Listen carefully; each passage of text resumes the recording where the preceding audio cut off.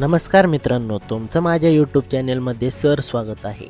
व्हिडिओला सुरुवात करण्यापूर्वी लाईक करा, शेअर करा आणि सबस्क्राईब करा. तर व्हिडिओला सुरुवात करूया. व्हिडिओचं टायटल पाहू शकता. सरकारी कर्मचाऱ्यांची मोठी मागणी, वार्षिक वेतनवाढ 3% ऐवजी 6% करण्याचा प्रस्ताव. काय आहे पाहू आपण सविस्तर. केंद्रीय सरकारी कर्मचारी आणि निवृत्त वेतनधारकांसाठी 8व्या वेतन आयोगाबाबत मोठी अपडेट समोर आली आहे.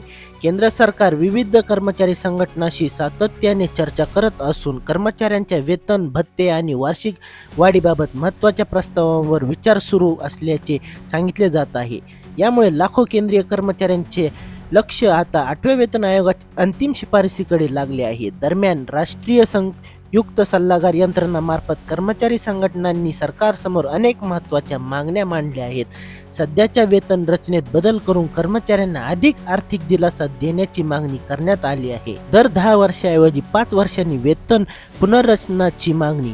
सध्या केंद्र सरकारकडून प्रत्येक 10 वर्षांनी नवीन वेतन आयोग लागू केला जातो. मात्र बदलती आर्थिक परिस्थिती, वाढती महागाई आणि जीवनावश्यक वस्तूंचे वाढते दर लक्षात घेत ही मुदत कमी करण्याची मागणी कर्मचारी संघटनांनी केली आहे.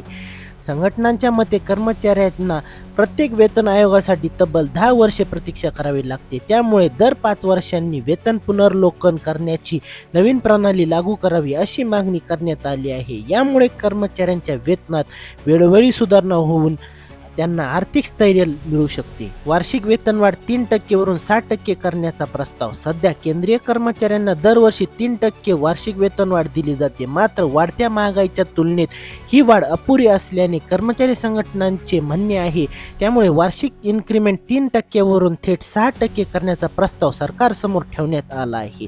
संघटनेच्या मते वाढत्या खर्चाच्या काळात कर्मचाऱ्यांना सन्मानाने जीवन जगण्यासाठी अधिक वेतनवाढ आवश्यक आहे. जर ही मागणी मान्य झाली तर केंद्रीय कर्मचाऱ्यांच्या पगारात दरवर्षी मोठी वाढ होऊ शकते. किमान पगार 69,000 रुपयापर्यंत वाढण्याची शक्यता. 8व्या वेतन आयोगामार्फत फिटमेंट फॅक्टरमध्ये मोठी वाढ करण्याची मागणी कर्मचारी संघटनांनी केली आहे. त्यानुसार केंद्रीय कर्मचाऱ्यांचा किमान पगार 18,000 रुपयावरून सुमारे 69,000 रुपयापर्यंत नेण्याचा प्रस्ताव चर्चेत असल्याचे सांगितले जात आहे. वेतनवाढ म्हणजेच खर्च नव्हे तर आर्थिक गुंतवणूक. कर्मचारी संघटनांनी सरकारसमोर मांडलेल्या निवेदनात वेतनवाढ ही केवळ सरकारी खर्च नसून देशाच्या आर्थिक विकासासाठी महत्त्वाची गुंतवणूक असल्याचे म्हणले आहे.